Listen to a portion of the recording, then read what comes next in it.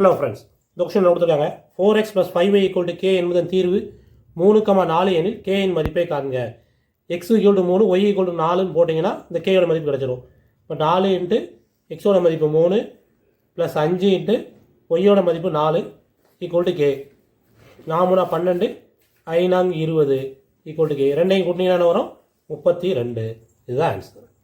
இந்த கொஸ்டின் கொடுத்துருக்காங்க என் சக்கரத்தில் உள்ள ஏபிசி மற்றும் டியின் மதிப்புகளை காண்க. ஃபஸ்ட்டு நம்பர் இதிலேருந்து என்ன ஆயிருக்கு, ஒரு 2ஆல் மல்டிப்ளை பண்ணியிருக்காங்க. அப்போ இதை 2ஆல் மல்டிப்ளை பண்ணால் ஏ = 8 2ஆல் பெருங்கிங்கன்னா என்ன வரும், 16 வரணும். 16 தான் எல்லாத்துலேயுமே இருக்குது. அடுத்து இதை 2ஆல் பெருங்கினா 32. திருப்பி இதை 2ஆல் பெருங்கிங்கன்னா 64 வரணும். 64 வரக்கூடிய இது இல்லை, இது இல்லை, இது 2 தான் 64 இருக்குது. அடுத்து இது 128. அடுத்து இதை 2ஆல் பெருங்கிங்கன்னா 256. ரெண்டுமே 256. இதுக்கு அடுத்து இது 2ஆல் பெருங்கிங்கன்னா 512. அப்படி வரக்கூடிய ஆன்சர் ஆப்ஷன் சி. இதுதான் ஆன்சர். இந்த கொஸ்டினில் கொடுத்துருக்காங்க 2 எண்களின் கூடுதல் 18, மேலும் அவற்றுள் ஓர் எண் மற்றொரு எண்ணை விட 6 அதிகம் எண்ணில் அந்த எண்கள் என்னன்னு கேட்டிருக்காங்க. 2 எண்ணை கூட்டினா 18 வரணும். கொடுத்துருக்க எல்லாமே கூட்டினா 18 வருது. ஆனால் அதுக்கு உண்டான வித்தியாசம் என்ன கொடுத்துருக்கோம்னா 6 இருக்கணும். இது 2க்கு உண்டான வித்தியாசம் 6 இருக்குது. இது 4 தான் வருது, இது 0, இது 2 தான் வருது. அப்போ இதுதான் ஆன்சர். ஃப்ரெண்ட்ஸ், இந்த கொஸ்டின் கொடுத்துருக்காங்க மிகச்சிறிய 4 இலக்க எண் மற்றும் மிகப்பெரிய 3 இலக்க எண்களுக்கு இடையான வேறுபாடு. 4 இலக்க எண் மிகச்சிறிய எண் தான் என்னது, இதுதான் மிகச்சிறிய 4 இலக்க எண். மிகப்பெரிய 3 இலக்க எண்ணா 999. ரெண்டு வித்தியாசம் எவ்வளவு, 1. இதுதான் ஆன்சர். இந்த கொஸ்டின் கொடுத்துருக்காங்க 7:5 x:25. இதோட எக்ஸின் மதிப்பு என்னன்னு கேட்டிருக்காங்க. இந்த மாதிரி ப்ராப்ளத்தில் முதல்ல இது ரெண்டையும் பெருக்குங்க, இதால் அதை பெருக்கி வகுத்துருங்க. அப்போ என்ன ஆகும், 7 × 25 = 5 × x. அப்போ எக்ஸ் வேணும்னா 5 இங்கே கொண்டு வந்து வகுத்துருங்க. அப்போ 7 × 25 / 5 = x. 4 5 5 5 25. அப்போ 7 5 35. இதுதான் ஆன்சர். இந்த கொஸ்டின் கொடுத்துருக்காங்க கீழ்காணும் அமைப்பில் அடுத்து வரும் எண் என்னன்னு கேட்டிருக்காங்க. 2 9 28 65 124 எல்லாம் சம்மந்தம் கிட்டத்தட்ட 2க்கு மேலே போகிற மாதிரி இருக்குது. இது என்ன பாருங்கள், இதை வந்து எப்படி எழுதலாம்னா 1³ + 1 எழுதலாமா. இது வந்து 2³ + 1. 2³ 8 + 1. இது 3³ + 1 27 + 1 28.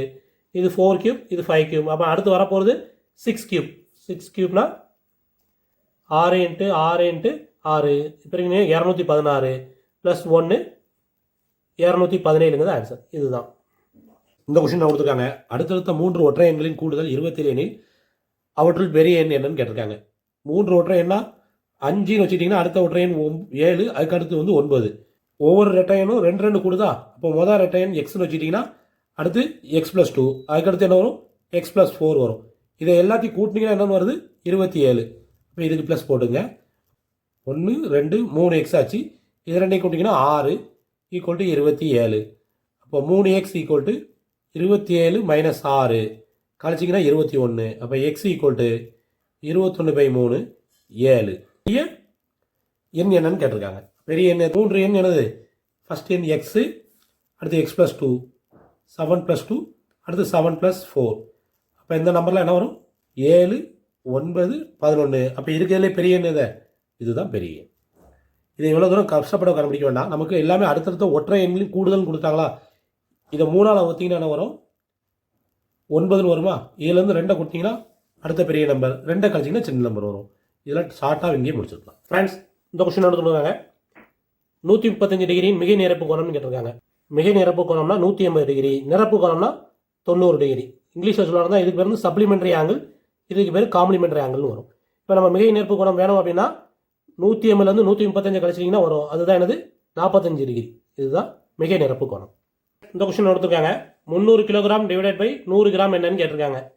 இப்போ 300 கிலோகிராம் அப்படின்னா கிலோகிராம், அது கிராம மாற்றம்னா என்ன பண்ணணும், ஒரு 1000ஆல் பெருக்கணும். இது கிராம் 100 கிராம். இப்போ இது ரெண்டையும் கேன்சல் பண்ணிங்கன்னா 3 3 × 1000 3000 கிராம். இதுதான் ஆன்சர்.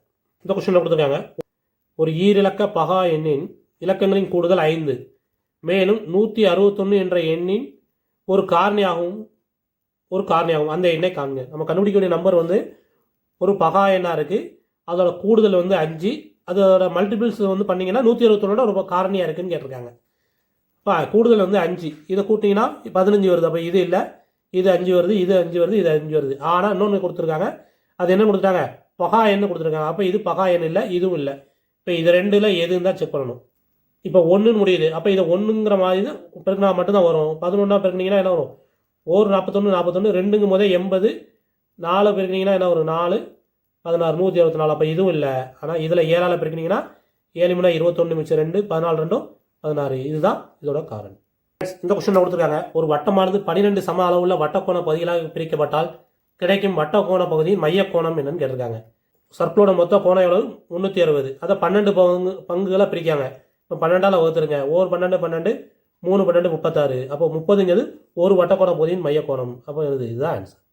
ஃப்ரெண்ட்ஸ், இந்த கொஸ்டினில் கொடுத்துருக்காங்க. கீழே 2 கூற்றுகள் கொடுக்கப்பட்டுள்ளன. கூற்று 1 என்ன சொல்கிறாங்க, எம்மின் 6 மடங்கை விட 5 அதிகம் எனும் கூற்று எப்படின்னு சொல்லியிருக்காங்க. 5m + 6ன்னு சொல்லியிருக்காங்க.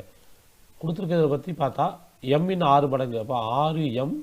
கூற்று எப்படி இருக்கணும், எம்மின் 6 மடங்குனா 6m + 5 இருக்கணும். இது அப்படி இல்லை. அப்போ கூற்று 1 தப்பு. ரெண்டாவது கூற்று என்ன இருக்காங்க, Q மற்றும் 20 பெருக்கல் 240. அந்த கூற்று இதுதான். 20Q = 240. இது கரெக்டு. 2 கூற்றும் தவறானது தப்பு, இதுவும் தப்பு. 2 கூற்றும் சரிங்க தப்பு. நமக்கு படி என்ன அர்த்தம், கூற்று 1 தப்பு, 2 சரி. இதுதான் ஆன்சர்.